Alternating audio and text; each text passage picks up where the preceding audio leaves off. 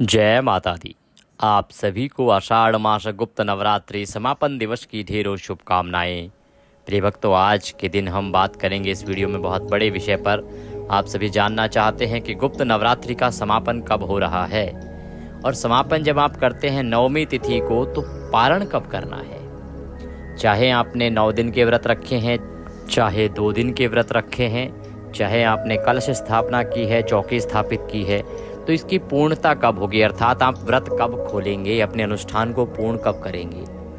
नवमी तिथि को या दशमी तिथि को, अर्थात 4 जुलाई को करें या 5 जुलाई को। आपने कलश स्थापित किया है, जवारे बोए हैं, माता की चौकी स्थापित की है, तो कलश का विसर्जन कब करना है, चौकी को कब उठाना है, कब हटाना है, जवारे आदि कब हटाने हैं, विसर्जन कब करना है। इस प्रकार से संपूर्ण जानकारी गुप्त नवरात्रि के विसर्जन के बारे में आपको प्रदान की जाएगी। मुहूर्त बताया जाएगा कि क्या शुभ मुहूर्त रहेगा, क्या दिन रहेगा। जानकारी आरंभ करें उससे पहले आपसे निवेदन है कि वीडियो यदि थोड़ा सा भी उपयोगी लगे तो एक बार लाइक अवश्य कर दीजिएगा।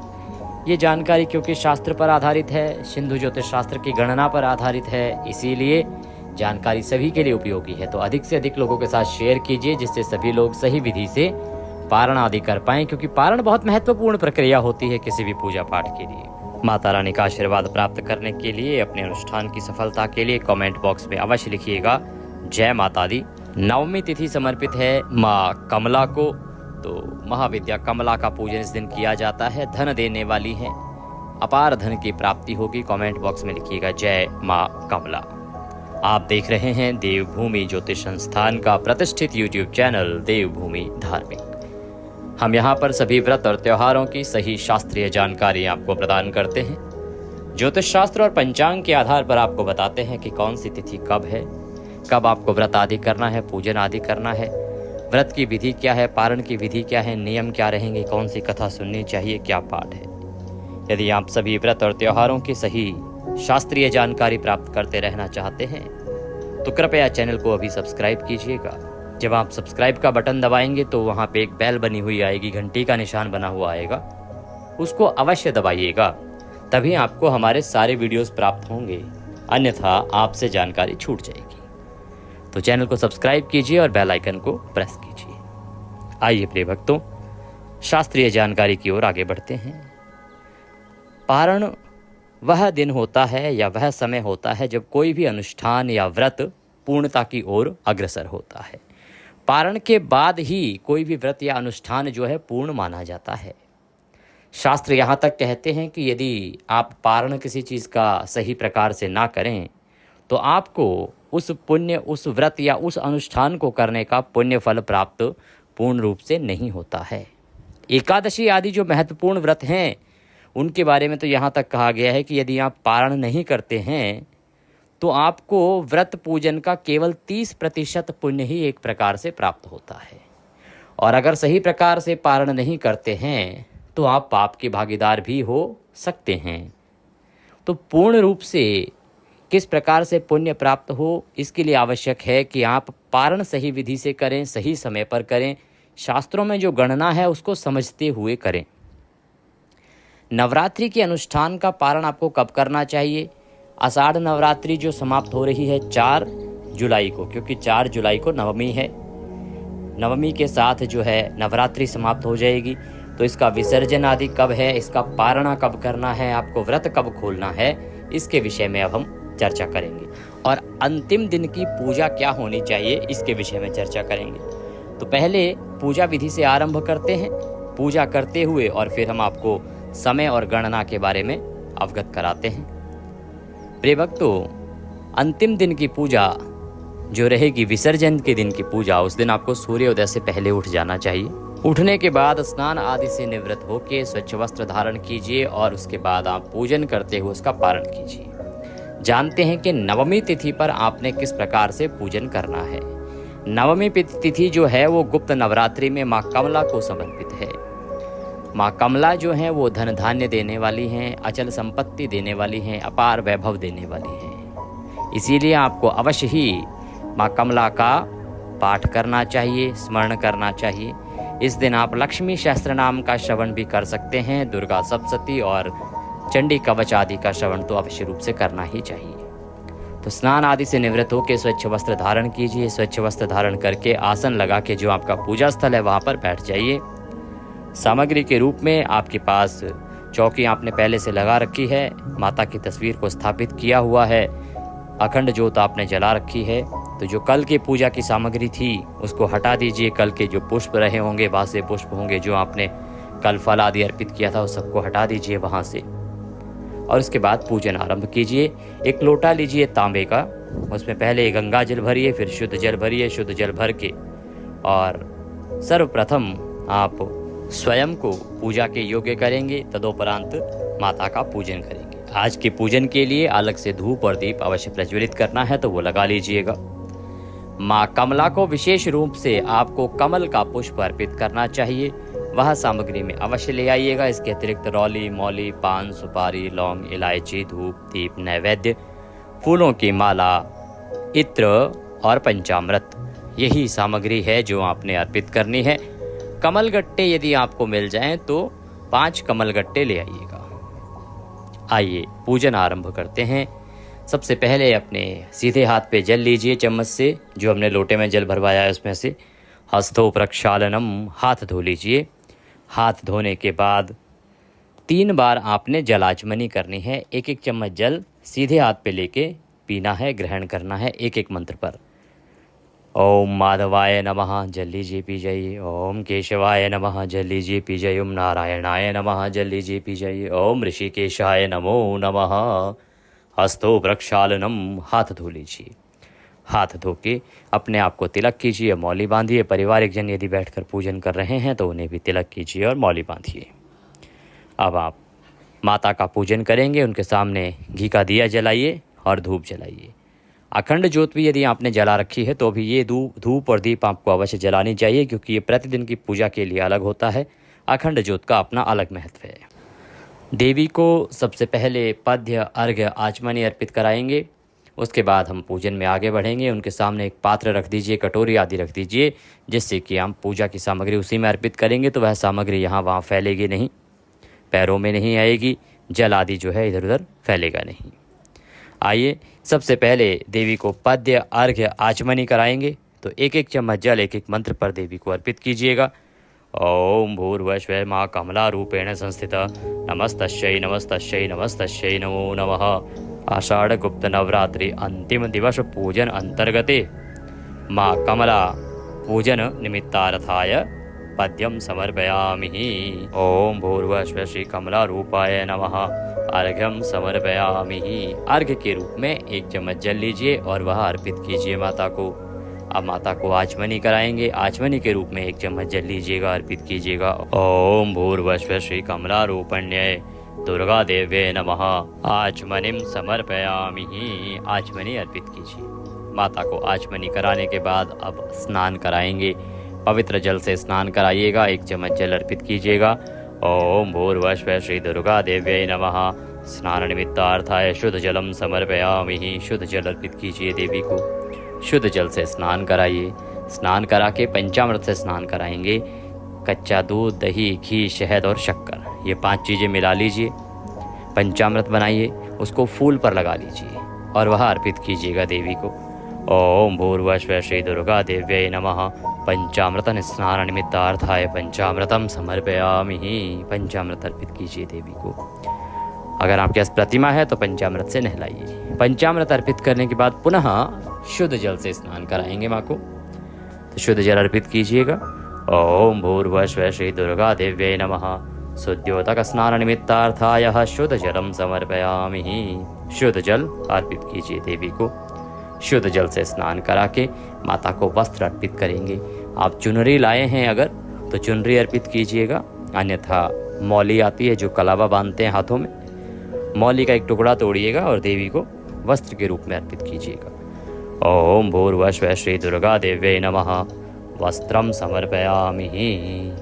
वस्त्र अर्पित कीजिए देवी को। वस्त्र अर्पित करने के बाद इत्र लगाएंगे। इत्र को फूल पर लगा लीजिए या आप रुई पर लगा लीजिए और वह माँ को अर्पित कीजिएगा। ओम भूर्भुवस्सुः श्री दुर्गा देव्यै नमः। इत्रम समर्पयामि। देवी को इत्र अर्पित कीजिए। इत्र अर्पित करने के बाद अब माता को तिलक लगाएंगे। रौली कुमकुम आदि से माता को तिलक लगाइएगा। ओम भूर्भुवस्सुः मां कमला रूपिण्ये दुर्गाये नमः। तिलकम समर्पयामि। माता को तिलक लगाइए, तिलक अर्पित कीजिए। तिलकम तिलकांते अक्षतम पान्तु। अक्षत लगाएंगे अब। ओम भूर्भुवस्सुः श्री दुर्गा देव्यै नमः। अक्षतम समर्पयामि। अक्षत लगाइए। अब फूलों की माला पहनाएंगे, खुले फूल अर्पित करेंगे देवी को। ओम भूर्भुवस्सुः श्री दुर्गा देव्यै नमः। पुष्पम समर्पयामि। पुष्प अर्पित कीजिए मातेश्वरी को। पुष्प अर्पित करेंगे। फूलों की माला है तो माँ को माला पहनाएंगे। कमल पुष्प है तो कमल पुष्प अर्पित कीजिएगा। अब देवी को धूप दिखाएंगे, दीप दिखाएंगे। ओम भूर्भुवस्सुः श्री दुर्गा देव्यै नमः।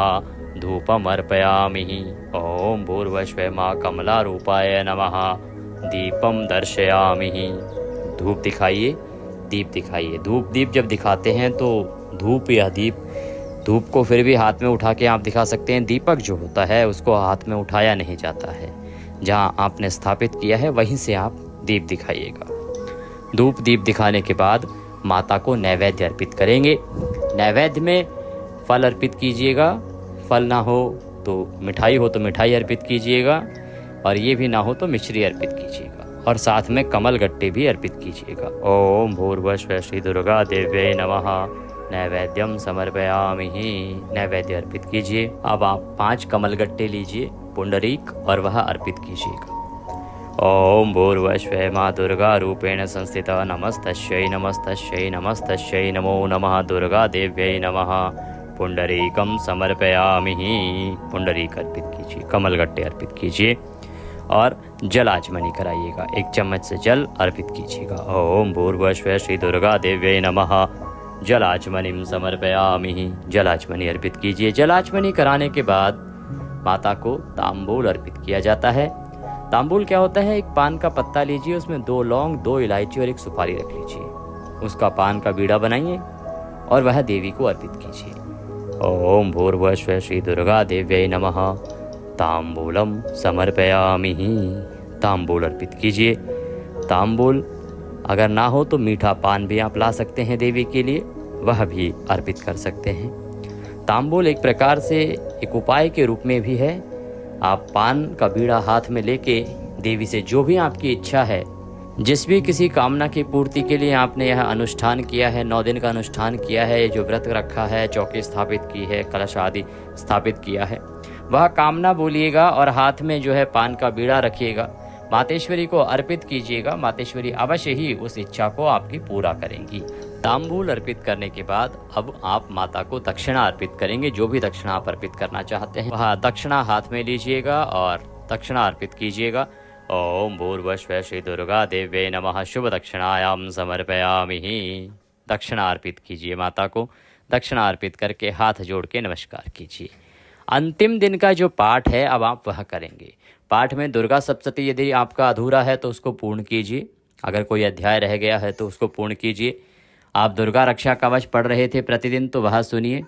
इसके अतिरिक्त आप आज के दिन लक्ष्मी शास्त्र नाम का श्रवण कर सकते हैं, क्योंकि अंतिम दिन माँ कमला का दिन होता है। और ये जो दिन होता है ना, अंतिम देवी जो है वो माँ कमला ही हैं, महाविद्या के रूप में जिनका पूजन किया जाता है, और माँ कमला जो है माँ लक्ष्मी का ही एक रूप है। इसीलिए आप लक्ष्मी शास्त्र नाम का श्रवण भी इसके दिन आप कर सकते हैं। तो ये जो पाठ हैं इनको अपना पूरा कीजिए। अनुष्ठान के जो भी आपके पाठ बाकी हैं उनको पूर्ण कीजिएगा। उनको पूर्ण करने के बाद अब हम माता की आरती करेंगे। आरती करने के बाद माता को भोग लगाएंगे। हम यहाँ अंतिम दिन की पूजा की बात कर रहे हैं। अंतिम दिन माता जो 10वीं महाविद्या है माँ कमला, उनका पूजन किया जाता है। 9 दिन में आपने किनका पूजन किया है वो हमने आपको बताया, कौन कौन से रूप का पूजन किस किस दिन करना है।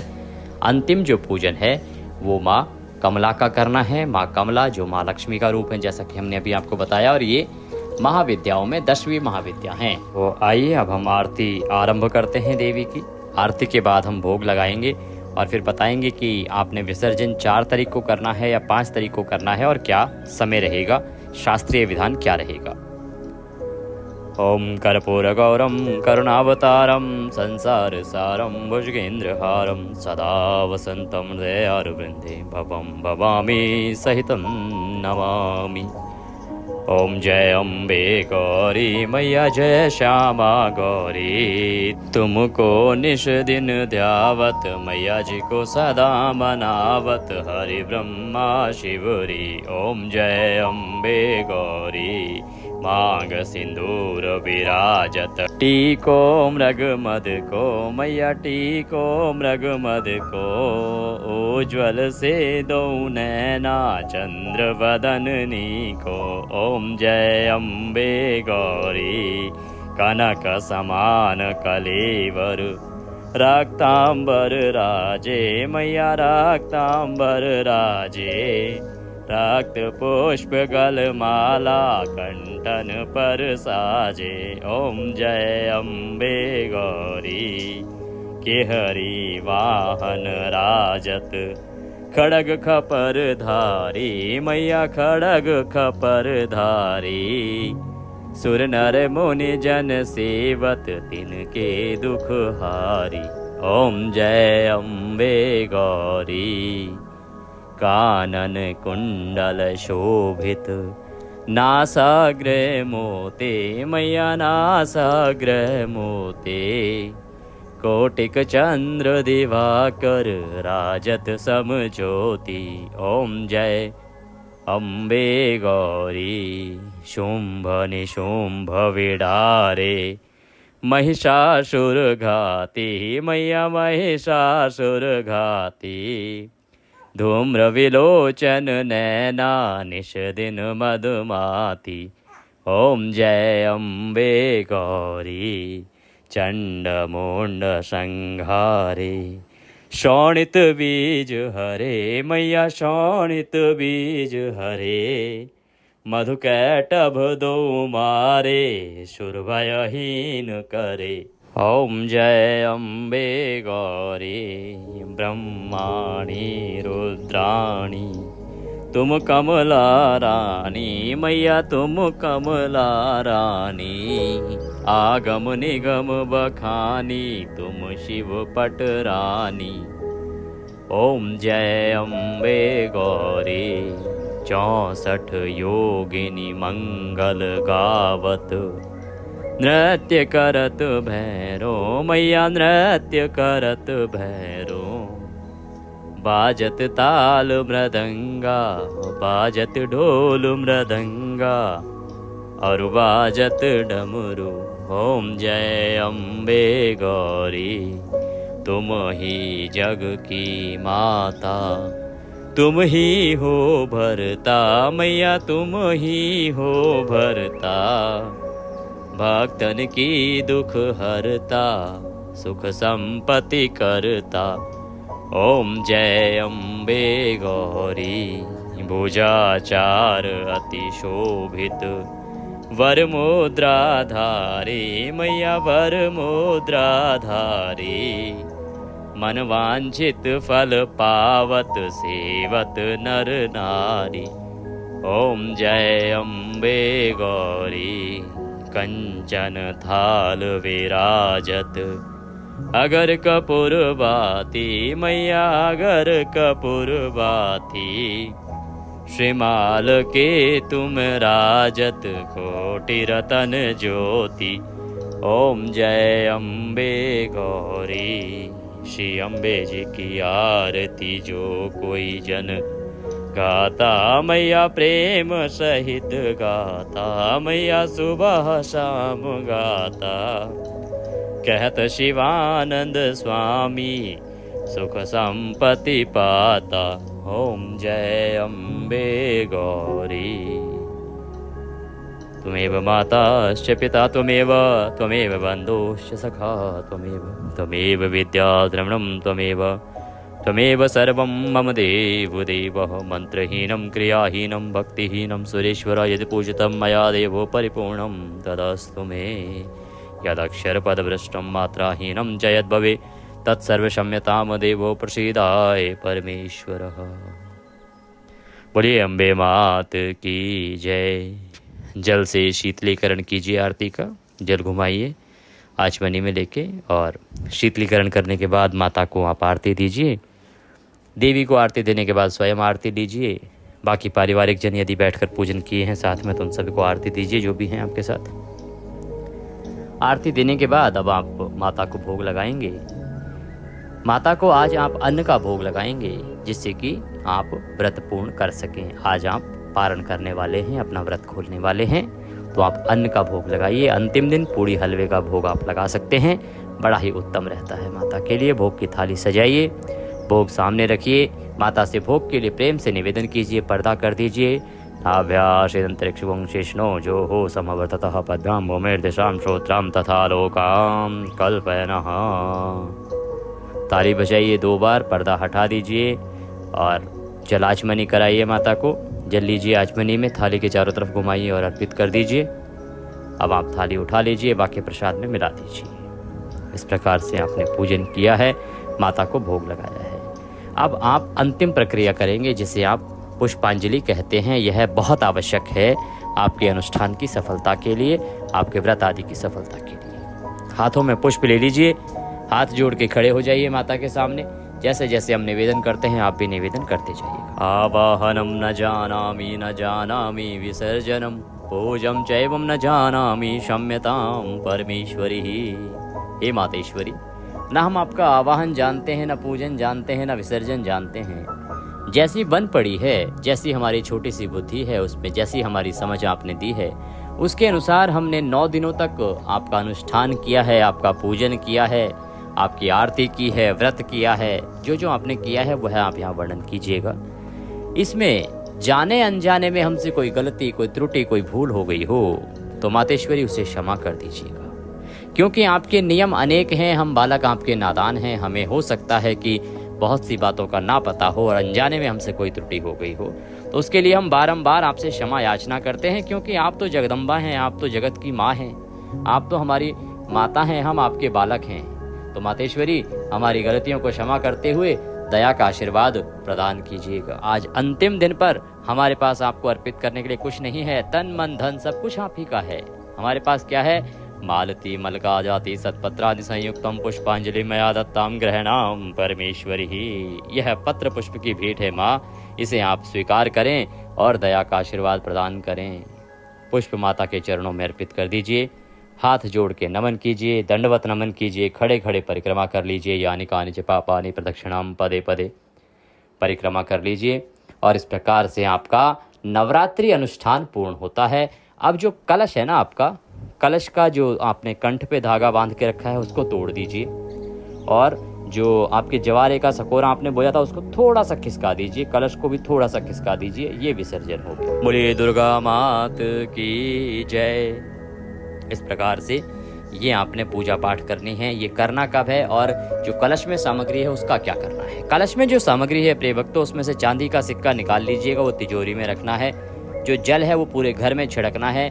गलती से भी बाथरूम आदि जो जगहें हैं वहां पर वह जल ना छिड़किएगा, पवित्र जल है। अगर आप बाथरूम में छिड़केंगे पाप होगा। ये जो सिक्का है इसको माथे से लगाइएगा और तिजोरी में रखिएगा, माँ सदा आपको बरकत देंगी। नवरात्रि का विसर्जन कब करना चाहिए और पारण कब करना चाहिए, इसका सिंधु ज्योतिष शास्त्र में सीधा नियम ये है कि आपको 9 दिन तक माता की पूजा करनी है और 10वें दिन पारण करना है।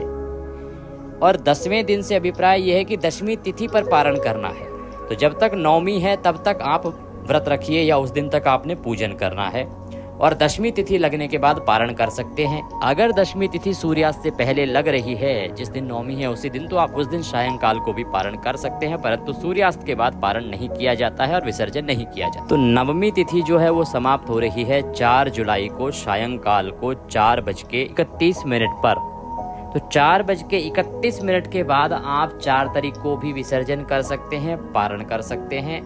अन्यथा उत्तम रहेगा आप 5 तारीख को सूर्योदय के बाद पारण करें, सूर्योदय के बाद ही विसर्जन करें, क्योंकि अंतिम दिन की जो पूजा है माँ कमला के स्वरूप की पूजा आप 5 तारीख को कीजिए विधि विधान से, और उसके बाद ही विसर्जन कीजिए और पारण कीजिए, ये सर्वोत्तम रहेगा। ये थी जानकारी पारण से संबंधित कि गुप्त नवरात्रि का पारण आदि कब होगा। जानकारी थोड़ी भी अच्छी लगी हो लाइक अवश्य कीजिएगा, चैनल पर नए हैं सब्सक्राइब करते जाइएगा और अवश्य लिखिएगा जय माता दी।